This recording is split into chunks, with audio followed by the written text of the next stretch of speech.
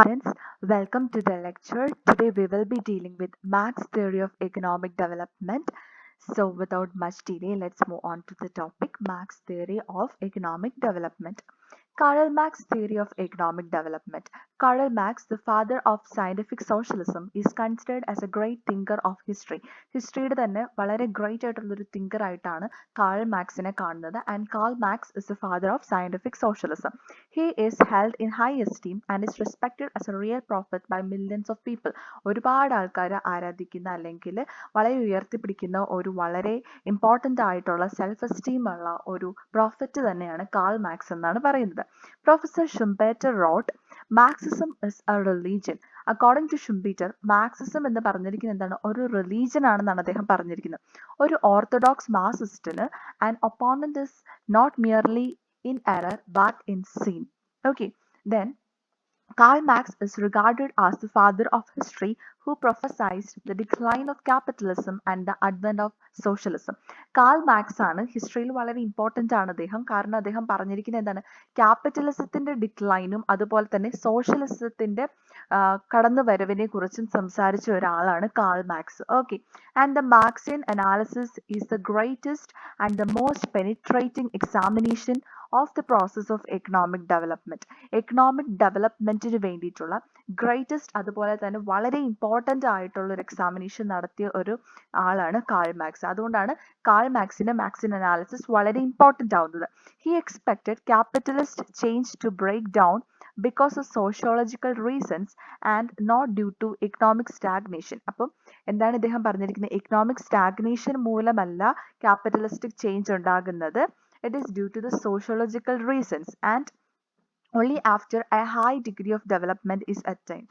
ഇദ്ദേഹത്തിന്റെ ബുക്കാണ് Das capital and it is also known as Bible of socialism. 1867 ഇത് പ്രസിദ്ധപ്പെടുന്നത്. Das capital എന്ന് പറഞ്ഞിരിക്കുന്ന ബുക്ക് ആരുടെയാണ്? മാക്സിന്റെ ആണ്, കാൾ മാക്സിന്റെ ആണത്. Okay, he presented the process of growth and collapse of capital economy. അദ്ദേഹം നമ്മുടെ എക്കോണമിയുടെ വളർച്ചയും അതുപോലെ തന്നെ ക്യാപിറ്റലിസ്റ്റ് എക്കോണമിയുടെ പതനത്തെക്കുറിച്ച് വളരെ ക്ലിയർ ആയിട്ട് ഈ ദാസ് ക്യാപിറ്റലിൽ മെൻഷൻ ചെയ്തിട്ടുണ്ട്. ഓക്കെ, ഇനി നമുക്ക് കാൾ മാക്സിന്റെ ഈ എക്കണോമിക് ഡെവലപ്മെന്റിന്റെ അസംഷൻസ് എന്തൊക്കെയാണെന്ന് നോക്കാം. Okay, Marxian economic theory of growth is based upon certain assumptions. താഴെ പറയുന്നതാണ് അസംഷൻസ്. അതിൽ രണ്ട് ക്ലാസ് ആയിട്ട് സൊസൈറ്റിനെ അദ്ദേഹം ഡെവലപ്പ് ചെയ്തിട്ടുണ്ട്. ഒന്ന് bourgeoisie class and second one is proletariat. ബൂർഷ്വായ്സും ഉണ്ട്, പൊളിട്രേറ്റും ഉണ്ട്. അതായത് നമ്മൾ പറയില്ല ഭൂഷകളാണ് അവർ, അല്ലെങ്കിൽ ഇവർ പ്രധാനമായിട്ടും ഡിവൈഡ് ചെയ്തിരിക്കുന്ന ലേബർ ക്ലാസും ക്യാപിറ്റൽ ക്ലാസ്സുമാണ്. ഓക്കെ, അതിൽ പ്രൊലറ്ററേറ്റ് എന്നുകൊണ്ട് ഉദ്ദേശിക്കുന്നത് ലേബർ ക്ലാസ്സുകളെയാണ്. അതുപോലെ തന്നെ ബൂർഷ്വാസ് എന്നുകൊണ്ട് ഉദ്ദേശിക്കുന്നത് എന്താണ്? ക്യാപിറ്റലിസ്റ്റ് ക്ലാസ്സുകളെയും ആയിരിക്കും. Okay, wages of the workers are determined by the sustenance of level of living. അതായത് ഒരു വ്യക്തിക്ക് അദ്ദേഹത്തിന്റെ ജീവിതാവശ്യത്തിനായിട്ടുള്ള എന്തൊക്കെയാണോ ആവശ്യം അതനുസരിച്ചിട്ടാണ് അവരുടെ വേജ് ഡിറ്റർമൈൻ ചെയ്തിരിക്കുന്നത്. Labour theory of value hold good. Labour theory of value വളരെ ഇമ്പോർട്ടൻ്റ് ആയിട്ട് ഇതിൽ കൺസിഡർ ചെയ്തിട്ടുണ്ട്. അതായത് labour is the main source of value generation എന്നാണ് ഇതിനകത്ത് പറഞ്ഞിരിക്കുന്നത്. അതുപോലെ തന്നെ നാലാമത്തെ അസംഷൻ എന്ന് പറഞ്ഞിരിക്കുന്നത് factors of production are owned by capitalist. Factors of production ഏതൊക്കെയാണ്? ലാൻഡ്, ലേബർ, ക്യാപിറ്റൽ, ഓൺടർപ്രണർഷിപ്പ് അല്ലെങ്കിൽ ഓർഗനൈസേഷൻ.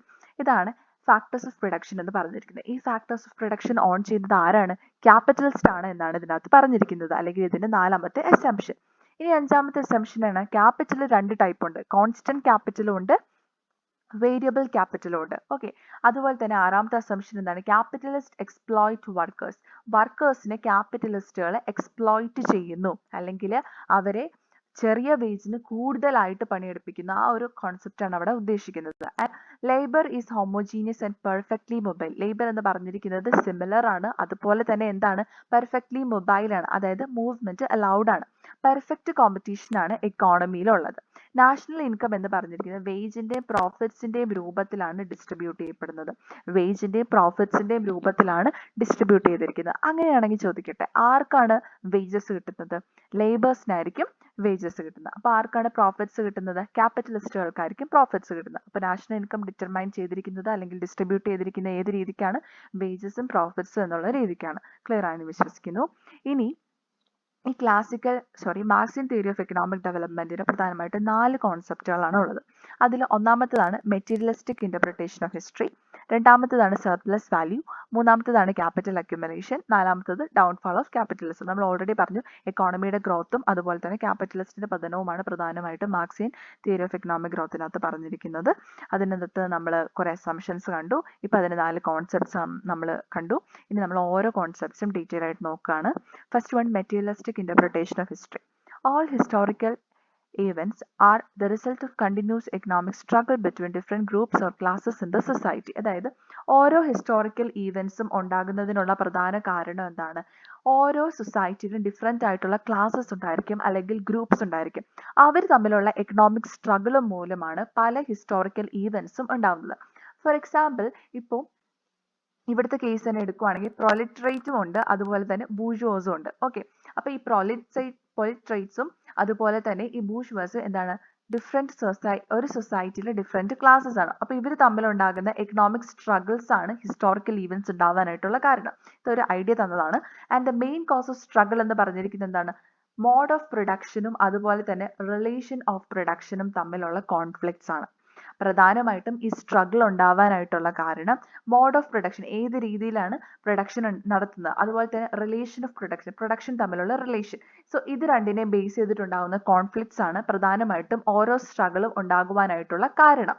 ഓക്കെ, ഇനി മോഡ് ഓഫ് പ്രൊഡക്ഷൻ എന്താണ്? Particular arrangement of production in a society that determines entire social political and religious way of living. അതായത് ഒരു സൊസൈറ്റിയിലെ social political religious way of ലിവിങ്ങിനെ depend ചെയ്തിരിക്കുന്ന പ്രൊഡക്ഷന്റെ arrangement, അതിനെയാണ് മോഡ് ഓഫ് പ്രൊഡക്ഷൻ എന്ന് പറഞ്ഞിരിക്കുന്നത്.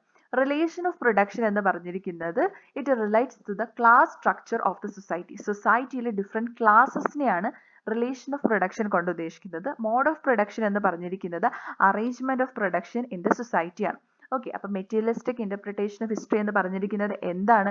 എല്ലാ ഹിസ്റ്റോറിക്കൽ ഇവന്റ്സും ഒരു എക്കോണമിയിൽ ഉണ്ടാകുന്നത് ഓരോ സൊസൈറ്റിയിലെ ഡിഫറെന്റ് ക്ലാസ്സസ് തമ്മിലുണ്ടാകുന്ന എക്കണോമിക് സ്ട്രഗിൾസ് മൂലമാണ്. പ്രധാനമായിട്ടും ഈ സ്ട്രഗിൾസ് ഉണ്ടാവാനായിട്ട് ഉള്ള കാരണം എന്തൊക്കെയാണ്? മോഡ് ഓഫ് പ്രൊഡക്ഷനും റിലേഷൻ ഓഫ് പ്രൊഡക്ഷനും തമ്മിലുള്ള കോൺഫ്ലിക്റ്റ് ആണ്.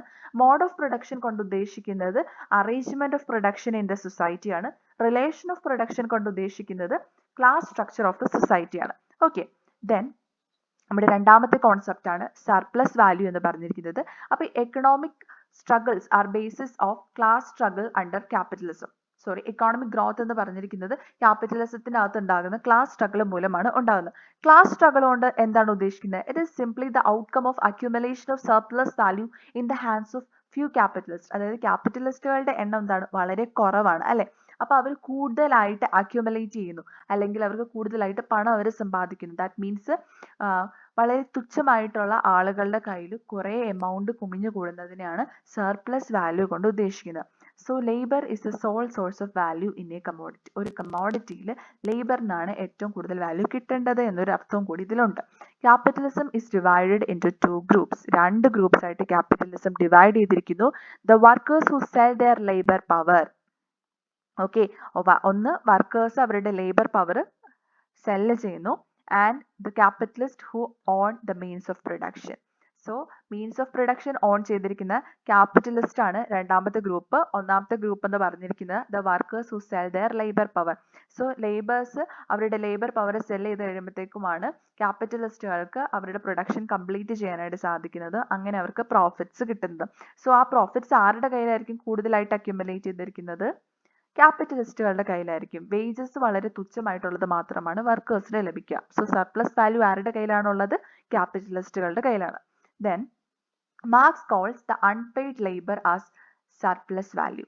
അപ്പം ഇവിടെ എന്താണ് പറഞ്ഞിരിക്കുന്നത്? സർപ്ലസ് വാല്യൂ കൊണ്ട് ഉദ്ദേശിക്കുന്നത് അൺപെയ്ഡ് ലേബറിനെയാണ്. അതായത് ആവശ്യത്തിൽ അധികം ഒരു ലേബറിനെ ഉപയോഗിച്ചതിന് ശേഷം അവരിൽ നിന്നും എടുക്കുന്ന ഒരു പ്രോഫിറ്റ് ആണ് ക്യാപിറ്റലിസ്റ്റുകൾക്ക് ലഭിക്കുന്നത്. പക്ഷേ ആ ഒരു ലേബർ അല്ലെങ്കിൽ ആ ഒരു ജോലിക്ക് തക്കതായിട്ടുള്ള ശമ്പളം ലേബേഴ്സിന് ലഭിച്ചിട്ടില്ല എന്നുണ്ടെങ്കിൽ ആ ഒരു ശമ്പളമാണ് പ്രോഫിറ്റ്സ് ആയിട്ട് ക്യാപിറ്റലിസ്റ്റുകളുടെ കയ്യിലിരിക്കുന്നത്. അതാണ് സർപ്ലസ് വാല്യൂ കൊണ്ട് മാർക്സ് ഉദ്ദേശിക്കുന്നത്. അതായത് ഞാൻ ഇതിൽ കാണിക്കാം. ഒന്ന് ലേബറിനെ നമ്മൾ കൺസിഡർ ചെയ്യുന്നു, ഒന്ന് ക്യാപിറ്റലിസ്റ്റുകളെ നമ്മൾ കൺസിഡർ ചെയ്യുന്നു. ഈ ലേബറിനെ അവരോട് പറഞ്ഞിരിക്കുന്ന സമയത്തിനേക്കാൾ കൂടുതലായിട്ട് അവരെ കൊണ്ട് ജോലി ചെയ്യിപ്പിച്ചു. അങ്ങനെ ജോലി ചെയ്യിപ്പിക്കുമ്പോൾ ഔട്ട്പുട്ട് എന്താണ്, കൂടുതലായിട്ടാണല്ലോ ഉണ്ടാവുന്നത്. ഓക്കെ, പക്ഷെ ഇവർക്ക് വേജസ് പക്ഷെ അതനുസരിച്ച് ഇൻക്രീസ് ചെയ്യുന്നുണ്ടോ? ഇല്ല. ഇവരുടെ വേജസ് എന്ന് പറഞ്ഞിരിക്കുന്നത് കോൺസ്റ്റന്റ് ആയിട്ടാണ് നിൽക്കുന്നത്.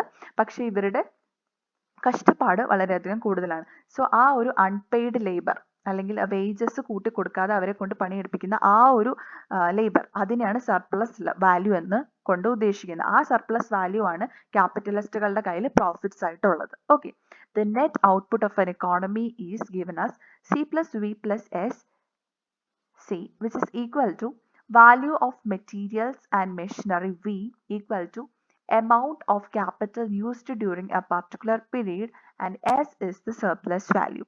Okay, this is not so important. നിങ്ങൾ ഇത്രയും surplus value എന്താണ് എന്നുള്ള ഒരു കാര്യം മനസ്സിലാക്കിയാൽ മതി. Then moving on, capital accumulation. ഇനി സർപ്ലസ് വാല്യൂ ഉണ്ടാക്കണം എന്നുണ്ടെങ്കിൽ എന്താണ് സംഭവിക്കേണ്ടത്? അവിടെ ക്യാപിറ്റൽ കൂടുതലായിട്ട് അക്യുമുലേറ്റ് ചെയ്യണം. ഓക്കെ, അപ്പൊ ക്യാപിറ്റലിസ്റ്റുകൾ പ്രധാനമായിട്ടും ഈ ഒരു പ്രോഫിറ്റ് ഇൻക്രീസ് ചെയ്യാനായിട്ട് ഉദ്ദേശിക്കുന്നത് 3 രീതികളാണ്. ഒന്നാമത്തെ രീതി എന്ന് പറഞ്ഞിരിക്കുന്നത് വർക്കിംഗ് ഹവേഴ്സ് കൂട്ടുക. നമ്മൾ സർപ്ലസ് വാല്യൂവിന്റെ കേസിൽ പറഞ്ഞിട്ടുണ്ടായിരുന്നു എന്താണതെന്ന്. ഇനി by diminishing the number of hours required to produce labor's subsistence.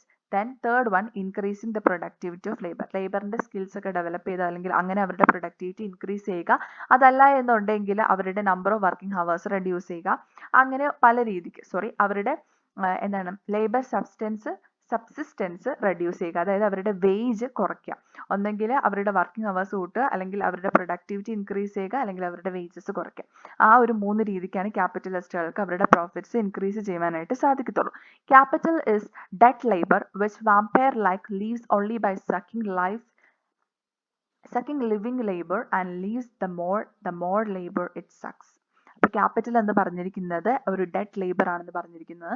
അതായത് ഒരു വാമ്പയറിനെ പോലെ അത് ജീവിക്കുന്ന ഓരോ ലേബറിനെയും സക്ക് ചെയ്തിട്ട് അവരിൽ നിന്ന് കൂടുതലായിട്ട് ഇൻകം ഏൺ ചെയ്തിരിക്കുന്നു. പക്ഷെ ഇങ്ങനെ ഇവർ ഇൻകം ചെയ്യുന്നതനുസരിച്ച് ഒരുപാട് ലേബേഴ്സിന്റെ ജീവിതം നഷ്ടപ്പെടുന്നു. ഇത് ആരാണ് പറഞ്ഞിരിക്കുന്നത്?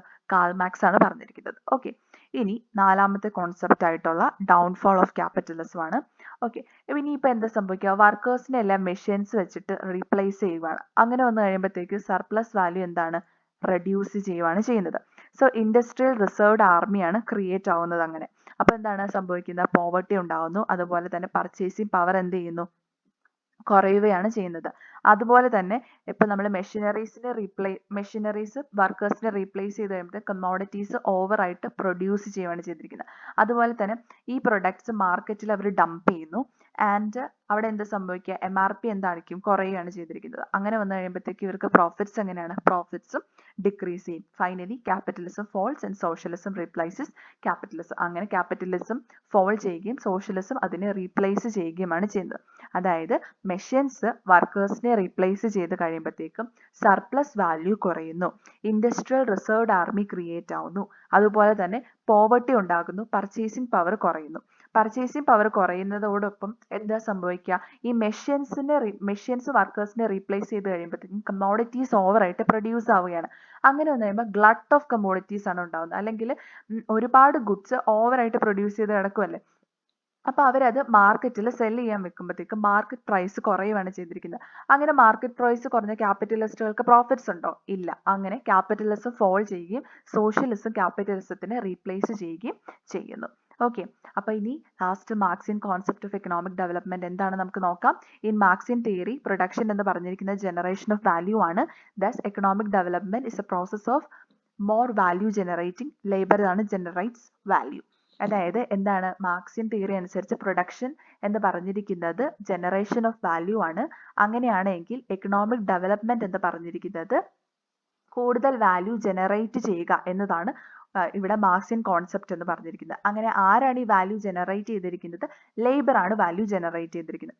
But the higher level of production is possible through more and more capital accumulation and technological improvement. അപ്പോൾ ഒരു high level of production possible ആകണം എന്നുണ്ടെങ്കിൽ കൂടുതൽ ക്യാപിറ്റൽ അക്യുമുലേഷനും വേണം, അതുപോലെ തന്നെ ടെക്നോളജിക്കൽ ഇംപ്രൂവ്മെന്റും ആവശ്യമാണ്. At the start, growth under capitalism, generation of value and accumulation of capital underwent at a high rate. അത് നമ്മൾ ആദ്യം നോക്കുകയാണെങ്കിൽ നമുക്ക് കാണാനായിട്ട് സാധിക്കും ക്യാപിറ്റലിസം വളരെയധികം വളരുന്നുണ്ടായിരുന്നു. അതുപോലെ കൂടുതലായിട്ട് ലേബർ വാല്യൂസ് ഉണ്ടാകുന്നുണ്ടായിരുന്നു. അതുപോലെ കൂടുതലായിട്ട് ക്യാപിറ്റൽ അക്യുമുലേറ്റ് ചെയ്യുന്നുണ്ടായിരുന്നു. നമ്മൾ ഈ 3 കാര്യങ്ങളും നേരത്തെ പറഞ്ഞ 4 കോൺസെപ്റ്റുകളിൽ പറഞ്ഞിട്ടുണ്ട്. അതിനുശേഷം ഇത് പീക്ക് ലെവലിലോട്ടേക്ക് എത്തിക്കഴിഞ്ഞ് കഴിയുമ്പോഴത്തേക്കും there is a concentration of capital associated with the falling of profit. അപ്പോൾ എന്താ സംഭവിക്കുക? കോൺസെൻട്രേഷൻ ഓഫ് ക്യാപിറ്റൽ കൂടുന്നതനുസരിച്ച് എന്താ സംഭവിക്കുക? പ്രോഫിറ്റ്സ് ഡിക്രീസ് ചെയ്യുവാണ് ചെയ്യുന്നത്. അത് നമ്മൾ നമ്മുടെ ഡൗൺഫോൾ ഓഫ് ക്യാപിറ്റലിസത്തിൽ കണ്ടു. Okay. In turn, it reduces the rate of investment and thus economic growth will also reduce. അപ്പോൾ എന്താ സംഭവിക്കുക? ഇങ്ങനെ പ്രോഫിറ്റിന്റെ എമൗണ്ട് കുറയുവാണ് എന്നുണ്ടെങ്കിൽ ഇൻവെസ്റ്റ്മെന്റ്സ് ഉണ്ടാകുമോ? ഇല്ല. അങ്ങനെ വന്നു കഴിയുമ്പോഴത്തേക്കും എക്കണോമിക് ഗ്രോത്ത് എന്ത് ചെയ്യും? ഡിക്രീസ് ചെയ്യുവാനായിട്ട് തുടങ്ങും. എക്കണോമിക് ഗ്രോത്ത് ഡിക്രീസ് ചെയ്യുന്നു, ഇൻവെസ്റ്റ്മെന്റ്സ് ഉണ്ടാകുന്നില്ല, പ്രോഫിറ്റ്സ് ഉണ്ടാകുന്നില്ല. അങ്ങനെ വന്നു കഴിയുമ്പോൾ എന്താണ്? അൺഎംപ്ലോയ്മെന്റ് ഇൻക്രീസ് ചെയ്യുന്നു. സോ ക്ലാസ് കോൺഫ്ലിക്ട്സ് വീണ്ടും ഉണ്ടാകുന്നു. Labour conflicts starts and there is a class revolts. Ultimately there is a downfall of capitalism and rise of socialism. അങ്ങനെ വന്നു കഴിയുമ്പോഴത്തേക്ക് എന്താ സംഭവിക്കുക? There will be a downfall of capitalism and the rise of socialism. So നമ്മൾ Marxian concept of economic development ആണ് നോക്കിയത്. അതിൽ 4 കോൺസെപ്റ്റുകൾ നമ്മൾ നോക്കിയിട്ടുണ്ടായിരുന്നു. Material interpretation of history, surplus value, അതുപോലെ തന്നെ നമ്മുടെ downfall of capitalism, capital accumulation, ഇങ്ങനെ 4 കാര്യങ്ങൾ നമ്മൾ നോക്കിയിട്ടുണ്ടായിരുന്നു. അതുപോലെ തന്നെ നമ്മൾ കാൾ മാർക്സിന്റെ ദാസ് ക്യാപിറ്റലിനെ കുറിച്ച് സംസാരിച്ചു. മാർക്സിസം എന്ന് പറഞ്ഞിരിക്കുന്ന ഒരു റിലീജിയൻ ആയിട്ട് തന്നെ കോൺസെപ്റ്റ് എല്ലാവരും അംഗീകരിക്കുന്നവരായിട്ട് ഒരുപാട് ആൾക്കാരുണ്ട്. അങ്ങനെ പല കാര്യങ്ങളും നമ്മൾ ഇതിൽ സംസാരിച്ചു. It's very easy to understand. And if you have any doubts regarding the topic, please kindly comment in the comment section. അതുപോലെ തന്നെ നിങ്ങൾക്ക് എന്തെങ്കിലും ലെക്ചേഴ്സ് എടുക്കണം എന്നുണ്ടെങ്കിൽ കമന്റ് സെക്ഷനിൽ കമന്റ് ചെയ്തിട്ടുണ്ടെങ്കിൽ അത് ചെയ്തു തരുന്നതായിരിക്കും. അതുപോലെ തന്നെ നിങ്ങൾക്ക് വീഡിയോസ് അല്ലെങ്കിൽ ലെക്ചേഴ്സ് യൂസ്ഫുൾ ആവുന്നുണ്ടെങ്കിൽ please like, share and comment. Enjoy learning and God bless you all. Thank you.